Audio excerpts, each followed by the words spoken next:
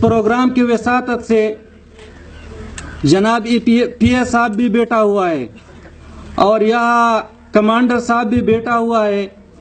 जैसा कि आपको मालूम है कि जाहिल माशरे पर जितना जल्दी लोग उनको अपना हमनवा बना लेता है, अपने नज़रियात का और अपने मकासद के लिए इस्तेमाल करता है, इसके मुकाबले में एक तालीम याफ्ता नौजवान कभी भी फरोख नहीं हो सकता है, कभी भी मुल्क के खिलाफ वो इस्तेमाल नहीं हो सकता है।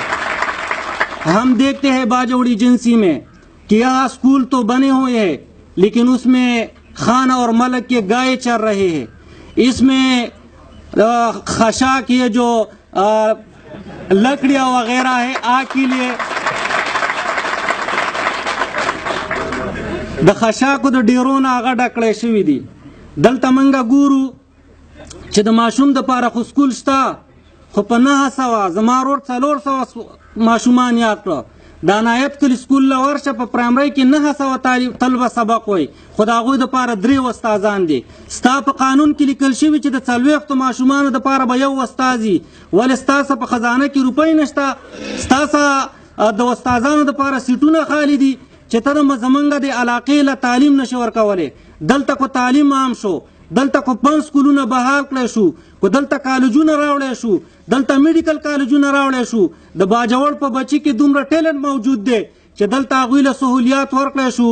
د یو نشوالي سهولاتو باوجود د علامه اقبال یونیورسټۍ د الهدا پبلک سکول د جیلوانګ دی د 45 کالو ریکارډ مات کو، د ټول پاکستان ریکارډ زما د باجوړ ماشوم مات کو.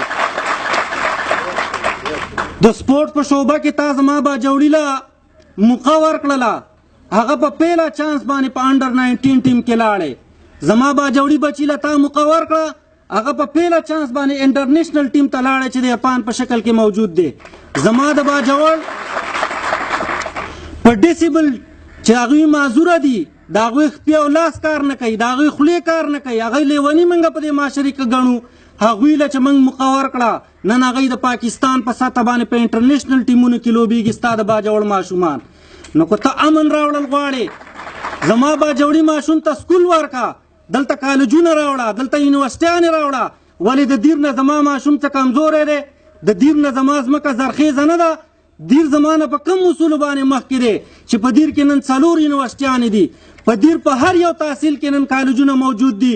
زما د باجوړي بچي دپاره په ټول باجوړ کې 1 ډیګري کالج دی. منګه چې بچیان باجوړ نه بار ولیږو د اعلی تعلیم دپاره، د هغوی لاشونه باجوړ ته را روان دي. هغوی دپاره کوټه مخصوص نه ده د پاټه د قبایلي بچي دپاره، د هغوی سره امتیازي سلوک روان دی. نو زه د دې پروګرام په